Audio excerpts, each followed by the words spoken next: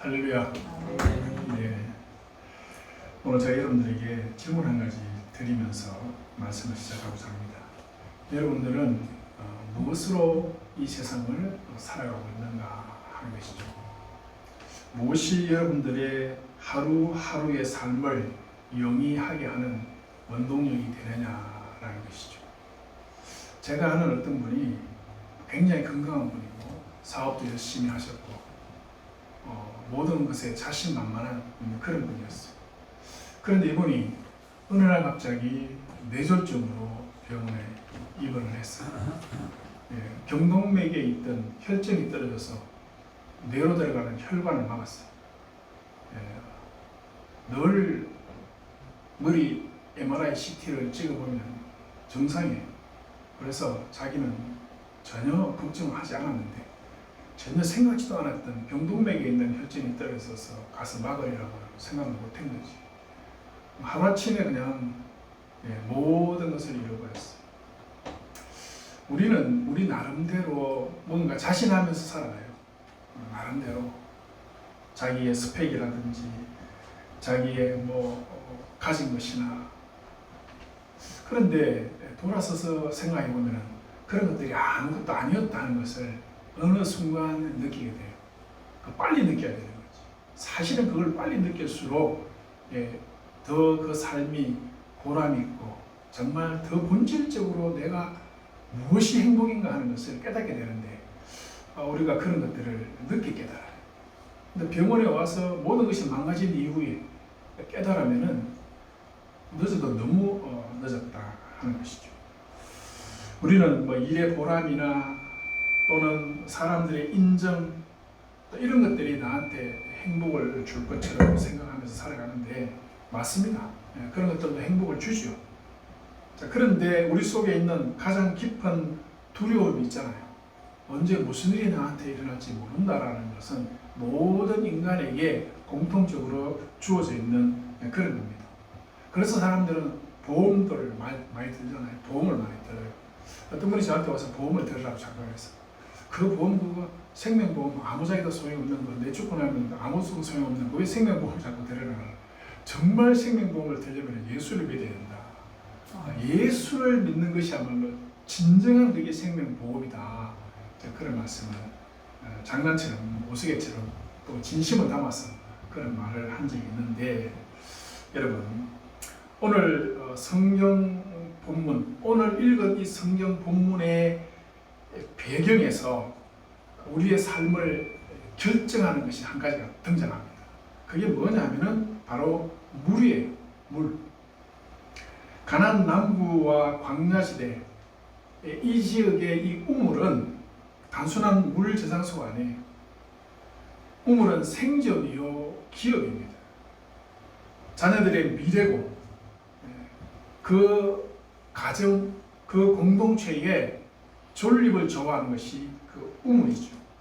우물이 있으면 살고 우물이 막히면은 떠나야 되고 빼앗기면은 미래가 흔들리는 그것이 바로 이 사람들에게 있어서의 우물이죠. 창세기 26장에 지금 전체적인 내용이 뭐냐면은 이삭과 블레셋이 우물을 두고 분쟁을 하는 내용이 사실은 오늘 본문의 전체적인 흐름이에요. 이 우물 분쟁은 목축민들이 서로 조금 더 이권을 취하겠다고 다투는 그런 정도의 문제가 아니고 생존의 문제고, 또 성경적으로 보면은 땅의 문제고, 신학적으로 보면은 언약의 문제예요. 언약을 지켜나갈 수 있느냐 없느냐 하는 이런 문제가 이 우물 문제의 모든 것이 지금 지각이 되어져 있어요. 이 우물 분쟁에 대한 이야기를 출애굽하고 있던 이스라엘의 2세대들이 들었을 때 그들은 어떻게 이해하고 받아들였을까? 그들의 부모 세대는 가데스 바네아에서 가나안 땅에 거인들이 있다는 사실을 알고 들었습니다. 우리는 스스로 보기에도 메뚜기 같다. 우리가 가나안 땅에 들어가는 것은 불가능하다. 하나님의 약속은 분명히 존재하고 있고 하나님은 그 약속을 지키시는 분이라는 것을 지금까지 살아오면서, 지금까지 광야를 행진해 오면서 분명히 느꼈어요. 그럼에도 불구하고 하나님의 약속보다 현실의 그 거대한 거인들이 앞을 버티고 있으니까 현실의 그 어려움 앞에서 이 사람들이 사실 지금 떨고 있어요. 그리고 그 두려움 가운데 결국 출애굽 1세대는 그 믿음 없음으로 인해서 광야에서 다 죽어갔습니다. 하나님께서 강력한 메시지를 그들에게 보이고 있는 거예요. 너희들이 두려움을 가지고 있다면 가나안 땅에 들어갈 수 없다. 너희들이 광야 삶 가운데 두려워서 떨게 되면 절대로 하나님의 언약 백성이 될 수 없다라는 것을 분명하게 보여준 것이 뭐냐면은 이스라엘 백성들의 광야 그 40년의 교훈이에요. 그리고 이스라엘 그 2세대들에게 광야에 들어가는 그 2세대들에게 오늘 말씀이 의미가 있는 거죠. 이 자녀 세대 앞에 하나님께서는 이삭의 이야기를 지금 들려주고 계신 거예요. 조상 이삭도 약속의 땅에서 기근을 만났었다.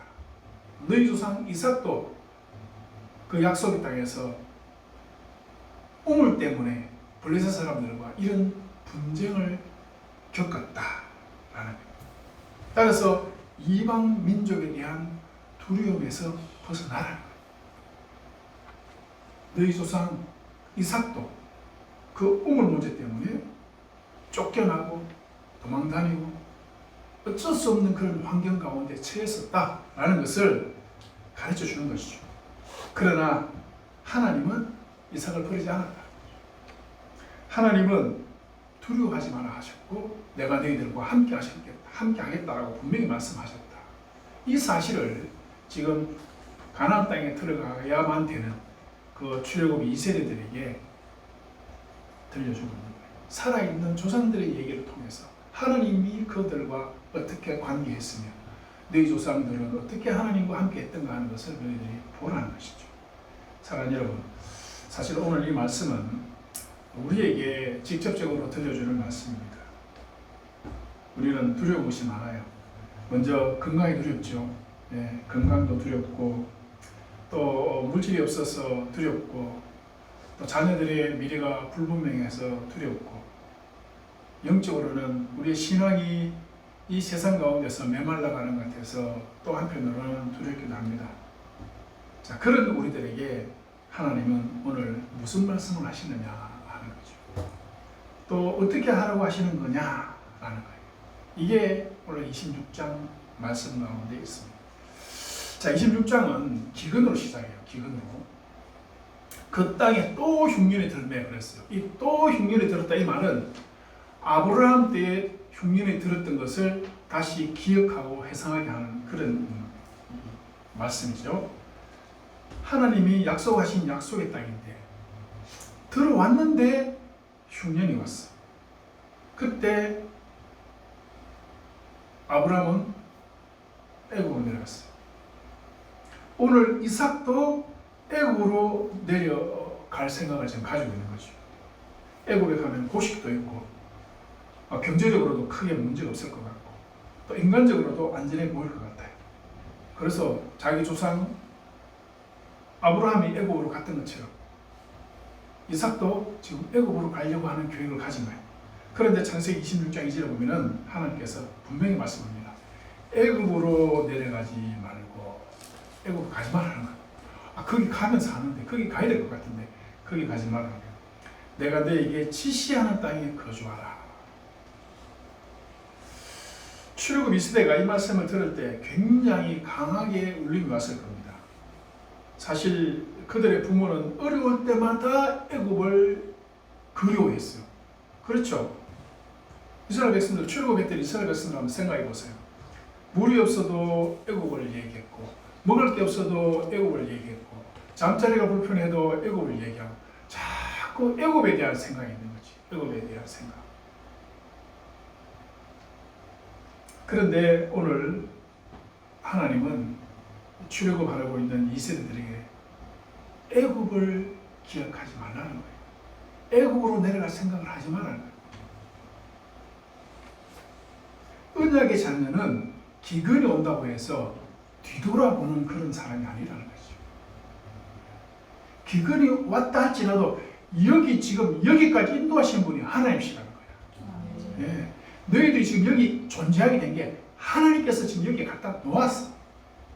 구름 기둥과 불 기둥이 여기까지 인도해 왔어. 그런데 왜 자꾸 뒤로 돌아보냐는 거지. 왜 자꾸 뒤로 돌아보냐. 우리도 그렇지 않아요? 우리도 선택을 했습니다. 어떤 상황 가운데서 선택을 하고 기도하는 가운데 여기까지 완 거지. 그런데 어떤 어려움이 닥치고 어떤 아픔이 찾아오면은 우린 즉시 뒤돌아보게 돼 있어요. 아, 그때 내가 여기 그랬어야 되는데. 근데 그렇게 하지 말라는 거야. 그건 인간적인 생각이라는 거지. 그렇게 했던 너희 조상들은 광야에서 다 죽었다는 거지. 가나안 땅에 들어가는 너희들은 지금까지 인도하신 하나님을 믿고 현재 이 자리를 지키고 있으라. 그러면 하나님께서 또 인도하실 것이라. 그런데 이삭은 말씀 안에 머물었어요. 그런데 그 마음에 완전한 담대함이 지금 없어. 머물러라 그래서 머물렀어. 그런 사람들이 리브가의 아내에 대해서 묻습니다. 아마 리브가의 아내도 미모가 출중했던 거 물어봐요. 그런데 내 누이다. 자, 이렇게 대답했어요. 여기서 중요한 것은 아버지가 그랬는데 아들도 닮았다. 지금 그런 얘기가 오늘 본문 얘기 아니에요. 오늘 본문이 지금 그런 얘기 하려는 거 아니에요. 이삭이 거짓말을 한 이유가 뭐냐면 두려움이라는 거예요. 두려움. 자, 여기서 두려움이라는 이 말은 야레라는 뜻이에요. 이게 뭐냐면 하나님을 경외하다. 여러분, 하나님 경외가 무슨 뜻이에요? 경외라는 말이에요. 하나님을 두려워하는 거예요. 두려우신 하나님을 쉽게 생각하면 안 돼요. 하나님은 두려운 하나님이죠. 그래서 우리는 하나님을 경외하는 자가 되라. 그 경외는 곧 하나님을 두려워하라. 이런 뜻입니다. 그 야레라는 뜻이에요. 지금 이삭이 두려워하는 것도 야레라는 뜻이에요. 이삭이 두려워하는 것은 두려움 자체가 문제가 아니라 두려움의 방향이 지금 바뀌었어요. 하나님을 정상적으로 두려워하면은 지금 그러한 사람들이 두렵겠어요, 안 두렵겠어요? 그러한 사람들이 두렵지 않아. 두렵겠지, 그러한 사람들이. 자기를 해칠 수도 있으니까. 그러나 여기 머물러라 라고 하신 그 하나님의 명령이 더 두렵게 들려야 되거든. 하나님이 여기 머무르라고 했으니까 그 두려우신 하나님께서 나에게 말씀하신 거 그걸 더 크게 받아들여야 되는데 하나님을 제대로 경외하지 않은 거죠. 오히려 그런 사람들이 더 두려움. 이게 문제였다. 따라서 약속의 자녀들은 하나님의 약속 앞에 두려워해야 된다. 하나님의 인도하심 앞에 두려워해야지 너무 쉽게 우리가 하나님을 생각하면 안 돼요. 두려움은 영혼의 방향을 왜곡합니다. 세상에 대한 두려움. 네. 세상에 대한 두려움은 우리가 세상 가운데서 하나님을 더 작게 만들고 세상을 더 크게 보이는 그런 결과를 가져오게 되죠. 자, 보세요. 여기에 무서운 영적 교훈이 있어요. 믿음의 유산으로 내려가는 것이, 알겠죠? 이 영적 가문의 유산으로 내려가는 것이 바로 이런 두려움도 흘러내려간다는 거예요. 부모들이 그런 두려움 가운데서 신앙생활을 하면서 살았다면 자녀들도 결국은 그것을 보고 세상에 대한 두려움을 가지고 살아가게 된다는 것을 우리가 한번 볼 수가 있는 거죠. 오늘 우리도 스스로에게 물어봐야 돼요. 나는 지금 우리 자녀들에게 세상에 대한 담대함, 하나님을 경외하고 하나님의 말씀을 두려워함으로 세상을 이기는 그 믿음을 자녀들에게 흘려내려 보내고 있느냐? 아니면은 세상의 그 두려움 때문에 하나님의 인도하심을 경영이고 세상을 두려워하는 그 모습을 자녀들에게 보여주고 있는가? 사실 이건 굉장히 중요한 문제예요. 담대하게 그냥 자녀들 앞에서 센 척하는 그것이 아니라 정말 하나님을 믿기에, 하나님을 내가 의지하고 따라가기에 세상의 두려움을 내가 이길 수 있다라고 하는 그 믿음을 자녀들에게 흘려 보내야 돼요. 그래야 그 자녀들이 여러분 우리가 다 세상 떠난 이후에 자녀들이 세상을 이제 살아가야 될 것인데 그 아이들이 세상의 앞에서 벌벌 떨면서 살아가기를 원하십니까? 절대 그렇지 않잖아요. 우리 자녀들이 하나님을 믿고 세상에 대해서 담대하게 살아가기를 우리가 원하고 있잖아. 그러면 그 모습을 지금 현재 우리가 보여줘야 한다는 것이죠. 오늘 본문에 보면은 은혜의 역설이 있어요. 은혜의 역설. 그게 뭐냐면 이삭은 사실 두려움에 가득 차 있었어요. 그래서 거짓말을 합니다. 그런데 오히려 이방왕 아비멜렉이 책망을 해요. 네가 어찌 우리에게 이렇게 행하였느냐. 이건 정말 참 오히려 언약의 백성들이 세상에 대하여 너희들이 어찌 하나님 앞에서 이렇게 하느냐 이렇게 해야 되는데 이 거꾸로 됐어요. 세상 사람들이 교회를 향해서 너희들이 어찌 이렇게 하느냐. 지금 우리 시대가 그렇잖아요. 우리 시대 언론 같은 데서 보면 종종 교회를 향해서 교회가 왜 저러냐, 교회가 저렇게 되느냐 이런 얘기 엄청 많이 듣고 있거든요. 중세 시대가 그랬습니다. 중세 시대 교회가 타락을 해가지고 온 세상이 그 교회를 향해서 손가락질을 했던 거기에서 계획주의 교회가 지금 나왔잖아요. 그런데 이 계획주의 교회 역시나 중세의 그 모습을 닮아가고 있어요. 교회를 크게 짓고 세상 사람들 앞에서 뭔가 화려하고 대단한 것을 막 드러내 보여요. 근데 그 교회 안에 사실은 알맹이는 없는 거죠. 하나님 말씀이 없어요. 찬양도 하고 뭐 오만 걸 다 하는데 정작 소입이었어. 그 10년 가운데 말씀이 들어가야 되고 그 말씀 가운데 하나님의 임재하심이 들어가는데 그게 비어있는 거예요. 그게 비어있는 거예요. 겉으로는 엄청나게 화려하게 예배를 드리는데 본질이 너무 물러요. 그러다 보니까 교회가 내리는 결정들이 어떻습니까? 세상 사람들에게 감동을 줄 만한 결정이 아니고 세상 사람들이 교회가 왜 저래? 라는 결정을 하게 된다는 것이죠. 자, 그러면 하나님께서 교회를 버리셨느냐? 그렇지 않습니다. 그럼에도 불구하고 이 교회는 하나님께서 붙들고 계시고 이 교회를 통해서 이 연약한 그릇인 교회를 통해서 하나님의 뜻이 드러나기를 하나님은 기뻐하고 계신다. 이삭을 두려움에 벌벌 떠는 이삭을 하나님이 버리지 않으셨잖아요. 창세기 25장 11절에 보면은 아브라함이 죽은 후에 하나님의 그의 아들 이삭에게 복을 주셨다. 복을 주셨어요. 자, 그런데 이어서 이삭은 보엘라 헤로이 근처에 거주하였다. 요걸 딱 밝혀놨어요. 굳이 여기에 이삭이 거주하고 있다는 것은 아버지가 죽었고 이삭이 여기에 거주했다는 것을 왜 성경은 굳이 밝혀놓았느냐. 보엘라 헤로이가 뭔 뜻이냐면은 나를 살피시는 살아계신 하나님의 우물. 자, 우물이 얼마나 중요한 건가 얘기했어요. 나를 살피시는 하나님의 우물이 바로 이 보엘라 헤로이의 뜻이에요. 그곳에 이삭이 거주하고 있었다 이 말이에요. 자, 여러분 보엘라 헤로이가 오늘 본문에 처음 등장하는 말은 아니에요. 어디서 나왔어요? 어디서 나왔죠?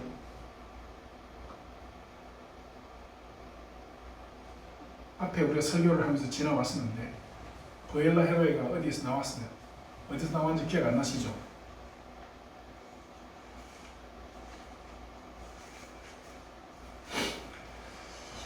하갈이 광야에서 쫓겨나 울고 있을 때 하나님이 그녀를 찾아왔던 곳이 바로 이 보엘라 헤로이입니다. 하갈이 쫓겨났어요. 사실 하갈이 무슨 죄가 있나? 굳이 따지고 보면 그럼에도 불구하고 그 아들 데리고 쫓겨나와가지고 광야에서 오도 가도 못하고 그 눈물 흘리면서 울고 있을 때 보엘라 헤로이 하나님 그곳에 나타나셨던 곳이 바로 그곳입니다. 자, 그런데 오늘 이삭이 아버지가 죽고 난 이후에 그 이삭에게 하나님께서 복을 주셨다라고 하면서 이삭이 머무른 곳이 보엘라 헤로이다 이렇게 밝혀놨어요. 즉 다시 말해서 하나님의 복이 뭐 물질의 복뿐만 아니라 하나님께서 그 이삭을 그렇게 돌보셨다라는 거예요. 아시겠죠? 사랑하는 여러분, 우리가 사실 세상 가운데 살아가다 보면은 정말 보호자도 없고 어디 갈 수도 없고 이러지도 못하고 저러지도 못하는 그 연약한 가운데 떨어져 있을 때, 그러나 하나님은 그곳을 통해서 그곳이 보일러 헤로이가 되어서 우리의 눈물을 닦아주시고 우리와 함께 하시고 우리에게 은혜를 베풀어 주신다라고 하는 것이 바로 이삭을 통해서 주시는 은혜예요. 알겠죠? 이삭이 뭐 물질이 많이 늘어나고 그걸 여러분 보시지 마시고, 물질이 있다고도 어느 순간 그냥 사라질 수도 있어요. 그게 아니라 하나님께서 이삭에게 복을 주셨다 했는데 그곳이 보엘라 헤로이 근처에 거주했다. 하나님께서 그와 함께 하시고 그를 돌보셨더라 라고 하는 것이 바로 복입니다. 자, 여러분, 이삭은 자기 생명을 지키려고 아내를 위험에 빠뜨렸지만은 여기서 우리가 이제 예수 그리스도를 생각해야 돼요. 우리 예수 그리스도께서는 자신의 신부되는 교회를 살리기 위해서 자기 생명을 내주셨잖아요. 이게 하나님의 은혜예요. 이것이 십자가에서 드러난 하나님의 놀라우신 진리고 우리의 생명인 것이죠. 그래서 우리가 예수 그리스도 안에 거하는 것이 바로 보엘라 헤로이에 우리가 연결되는 거예요. 이삭에게 복을 주신 그 복이 바로 우리가 예수 그리스도 안에 있는 바로 그 복이다라는 것을 기억을 해야 됩니다. 그러면은 두려워할 것이 없다. 우리 예수님께서 뭐라고 말씀하셨습니까? 마태복음 6장 25절에서 목숨을 위하여 무엇을 먹을까, 무엇을 마실까, 무엇을 입을까 염려하지 말라 했잖아요. 염려하지 말라 하셨어요. 분명히 염려하지 말라 하셨어요. 다 세신받았다고 했잖아요. 모든 거 다 알고 있다. 너희 모든 거 다 알고 있다. 하나님 진짜 다 아셔요. 다 아시더라고. 그런데도 우리는 여전히 그러고 있다는 것이죠. 공중에 새보다도 너희들이 더 귀하지 아니하냐. 참새 한 마리도 하나님 허락 없이 떨어지지 않는다라고 말씀하셨어요. 들의 백합화도 내가 먹이고 있지 않느냐. 너희들은 이것들보다 더 귀하지 아니하냐. 예수님께서 그렇게 말씀하셨어요. 그리고 우리를 위해서 십자가에 달려서 돌아가셨다.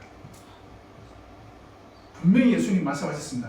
내일 일을 위해서 염려하지 마라. 내일은 내일의 그 은혜가 있을 것이다라는 것이죠. 예. 사랑 여러분, 우리 한번 크게 외쳐봅시다. 두려워하지 말자. 두려워하지 말자. 두려워하지 말자. 두려워하지 말자. 하나님은 나의 두려움보다 크신 분이시다.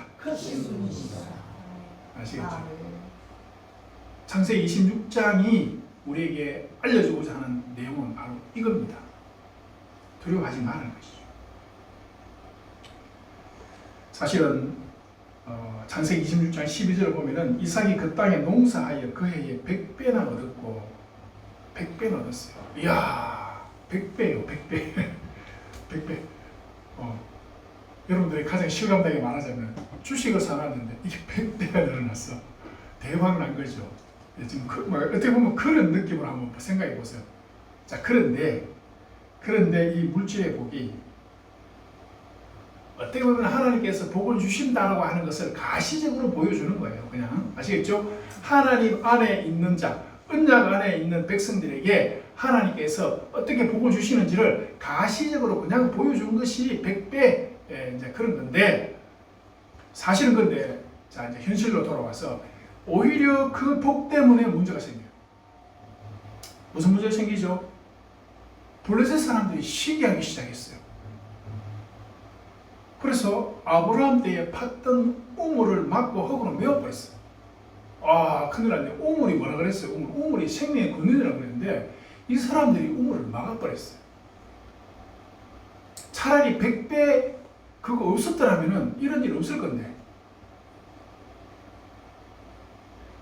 여기서 우리가 우물을 메우는 것은 단순한 방해 행위가 아니라는 것을 알아야 돼요. 생존을 막는 행위입니다. 좀 더 영적으로 깊이 들어가 보면은 아브라함의 우물을 메웠다라는 것은 아브라함을 통해서 흘러내려가는 그 하나님의 언약의 축복을 가로막았다. 이런 거예요. 굉장히 큰 시험이 어떻게 보면 찾아오는 것이죠. 하나님의 축복이 악한 세력들에 의해 가지고 가로막히는 상황이 지금 발생을 한 것이다. 특히 여기 보면 흙으로 덮었다 그랬어요. 흙으로 덮었다.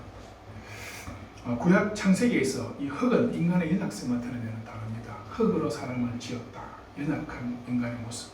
죽으면 다시 흙으로 돌아가야 되는 본질적인 것이죠. 이걸로 메웠어요.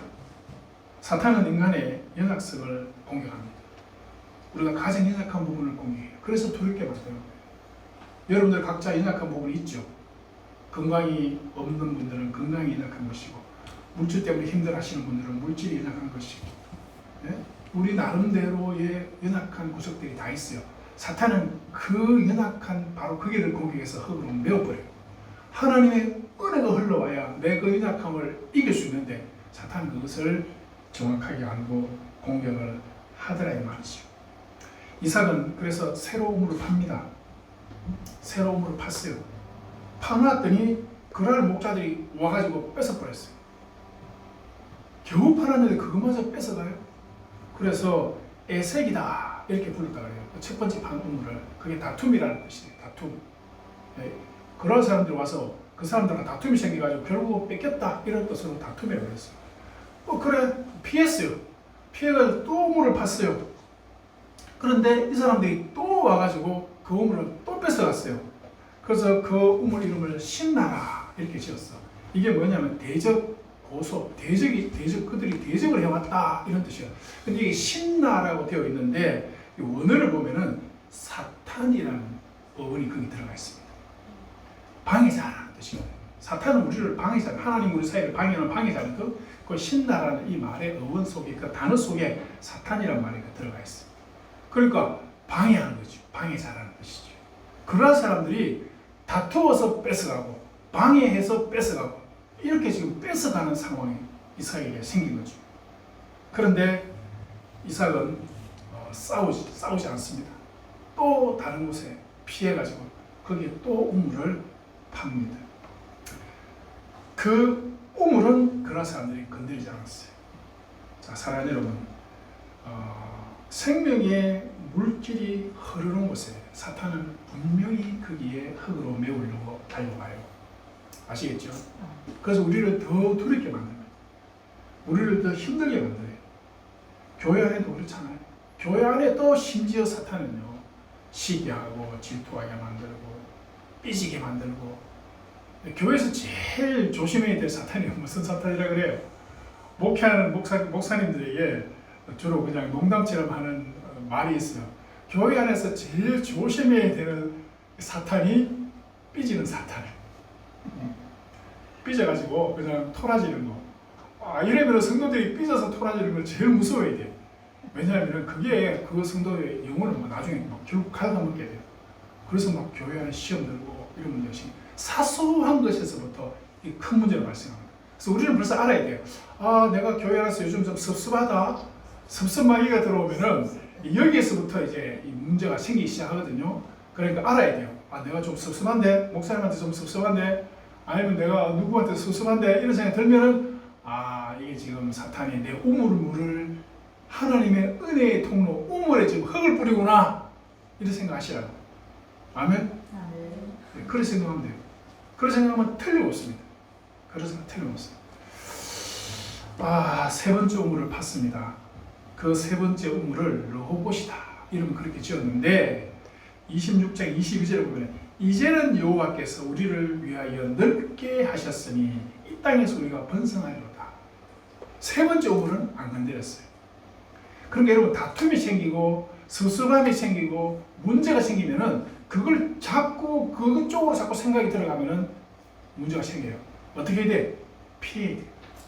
섭섭함이 생길 때 이건 아니야. 이거는 아니야. 될 수 있으면 이해하려고 하고 긍정적으로 이 가운데 하나님의 뜻이 뭘까? 이걸 찾아야 되는데 그 속에 자꾸 빠져들어가면요 결국은 하나님의 우물이 막히는 그런 상황이 생긴다는 것을 분명히 기억을 해야 돼요.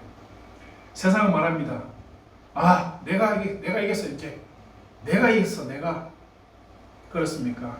그게 아니라는 것이죠. 오늘 본문에 보면은 내가 넓혀주리라. 하나님이 넓혀주신다고 했어요. 내가 다툼을 피할 때 하나님께서 나에게 은혜의 통로를 넓혀주시는 것이다.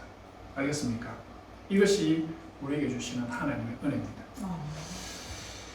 사랑하는 여러분, 막힌 우물보다도 하나님은 더 크신 분이십니다. 아멘? 예. 빼앗긴 것보다도 하나님은 더 많이 가지고 계신 분이에요. 예. 그래서 내가 좀 섭섭한 게 있고 뺏긴 게 있고 좀 아쉬운 게 있어도 하나님은 더 큰 것으로 더 은혜로 채워주신다라고 하는 것을 분명히 기억해야 돼요. 그리고 마지막으로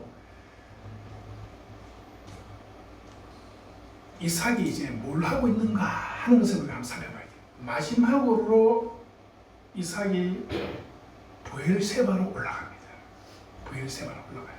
그리고 그 올라간 그 밤에 하나님이 나타나셨어요. 브엘세바로 올라갔는데 세 번째 우물을 파놓고 브엘세바로 올라갔어요. 올라갔는데 하나님이 26장 24절 이런 말씀합니다. 나는 내 하나님, 내 아버지 아브라함의 하나님이다. 그러니까 두려워하지 마라. 자, 두려워하지 말라는 말. 처음에 두려움으로부터 26장이 시작되었는데 이제 26장 마지막 부분에 와서 하나님 다시 한 번 더 두려워하지 말라. 내가 너와 함께 있어 너에게 복을 주고 내 자손이 번성하게 하겠다. 하나님께서 약속을 했거든요. 자, 그런데 내가 너와 함께 있어. 사실 이게 가장 큰 복이잖아요. 안 그렇습니까? 여러분, 우리에게 있어서 가장 큰 복은 내가 너와 함께 한다는 거예요. 내가 너와 함께 한다. 아, 하나님 나와 함께하고 계시는구나. 그래도 하나님이 내 손을 붙들고 계시는구나. 이게 느껴지면은 할렐루야. 하나님에 있어서 이스라엘 백성들은 정말 자기 자식을 십자가에 달아서라도 구원을 해내야 되는 그런 사랑하는 자들인데 그 사랑하는 자들을 하나님께서 절대로 홀로 버려두지 아니하신다. 우리 예수님도 그러셨어요. 우리 예수님도 요한복음에 사역하시면서 나를 보내시니가 내가 주의 기뻐하시는 일을 행함으로 나를 홀로 두지 아니하셨다. 그랬어요. 알겠습니까? 내가 주의 기뻐하시는 일을 행할 때에 하나님이 나를 홀로 버려두시지 아니하셨다라는 그 믿음으로 우리 예수님은 공생의 사역을 하셨어요. 여러분, 우리에게도 동일합니다. 우리도 비록 상황이 힘들고, 그죠? 주변을 돌아보면 정말 막막한 것이 많아요. 그럼에도 불구하고 그곳에서도 내가 어떻게 하면 하나님의 기쁨이 될 수 있을까라고 고민하고 간다면은 하나님은 홀로 버려두지 아니하신다. 이걸 믿어야 돼요. 오늘 정확하게 이삭은 그것을 실천해 보입니다. 26장 25절 이것에 보면은 자 따라해 봅시다. 이삭이 그곳에 제단을 쌓고 여호와의 이름을 부르며 거기 장막을 쳤으니 그의 종들이 거기서도 우물을 받더라. 자, 이게 뭐냐면은 우물을 팠어요. 다시 하나님께서 우물물을 지금 주시는 거잖아요. 맞죠? 자, 다시 우물물을 주시는데 순서가 있어요. 순서가 이삭이 그곳에서 제일 먼저 뭐 했어요? 뭘 쌓았어? 제단을 쌓고 여호와의 이름을 불렀다 그랬어요. 이게 굉장히 중요합니다. 먼저 우물을 판 게 아니야. 이게 이제 언약의 자손들이 정확하게 직시해야 될 우리의 어떤 삶 가운데서 어떤 우리의 행동의 어떤 뭐라 그럴까요? 모델이에요. 우물이 필요하지만 우물 먼저 파지 아니하고 제단을 쌓고 여호와의 이름을 불렀어. 그 다음에 저녁에 그래도 잠을 자야 되니까 장막을 친 거예요. 장막. 하나님 거 먼저 해놓고 그 다음에 나의 장막을 치고 그리고 우물을 팠더니 물이 나온 거죠. 여러분, 이게 언약 백성들이 이 두려운 세상 가운데 있지만은 우리가 어떤 믿음의 태도를 가지고 살아가야 될 것인가 하는 것을 보여주는 말씀입니다. 이게 신앙세계의 질서입니다. 아시겠죠? 그래서 여러분, 두려움에 찾아오고 힘들 때마다 분명히 함께 하시는 하나님을 생각하시고 먼저 예배하고 먼저 기도하고 아시겠죠? 생명의 떡을 먼저 드셔야 돼요. 그러면 하나님께서 육신의 것도 채우시고 분명히 인도하십니다. 사탄은 자, 흙으로 덮어요. 우리의 가장 연약한 것이 무엇인지 알고 그것이 와서 자꾸 덮습니다. 하나님과 우리 사이의 통로를 자꾸 막으려고 해요. 그래서 우리가 알아야지. 아, 이건 사탄이 이렇게 하는구나. 알고 거기에서 새로운 우물을 계속해서 팔려고 노력을 해야 됩니다. 이제 우리 자신을 한번 돌이켜 봅시다. 메워진 우물이 없는가? 나의 신앙생활, 예? 우리의 어떤 삶 가운데 메워진 것이 없는지 한번 살펴보세요. 말씀의 우물이 혹시 막혀 있는 건 아닌지, 기도의 우물이 막혀져 있는 건 아닌가. 전에는 교회를 생각하면 눈물이 나고 기도가 나고 하나님의 긍휼을 구했는데 이제 그게 막혔어. 교회를 생각해도 눈물도 없고 하나님의 긍휼을 구하는 것도 없고 그냥 맹성맹성하다. 그러면 막힌 거예요. 아시겠죠? 다시 파야 돼. 그래서 하나님의 은혜의 통로를 우리가 확보를 해야 됩니다. 무엇이 막고 있는지를 깊이 한번 묵상해 보시고 파야 돼요. 그런데 여러분, 그 파는 게 사실은 내가 삽질해서 파는 게 아니라는 것을 오늘 본문이 우리에게 알려주죠. 방법은 이거예요. 뭐냐면 은혜의 근원이신 하나님께로 돌아가면 돼요. 은혜의 근원이신 하나님께로 돌아가려고 노력하면 우물은 저절로 파집니다. 막힌 흙은 저절로 걷어내져요.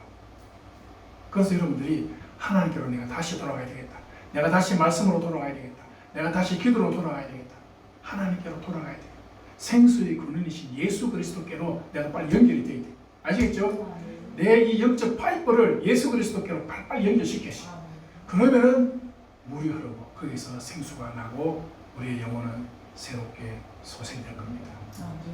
여러분, 세상의 두려움을 이기시고 정말 힘든 세상이고 깝깝한 세상이지만은 이 세상 가운데서도 다른 사람들이 다 목말란다 할지라도 우리는 하나님 주시는 그런 생수를 마시는 그런 여러분 되시기를 주님의 이름으로 축원합니다.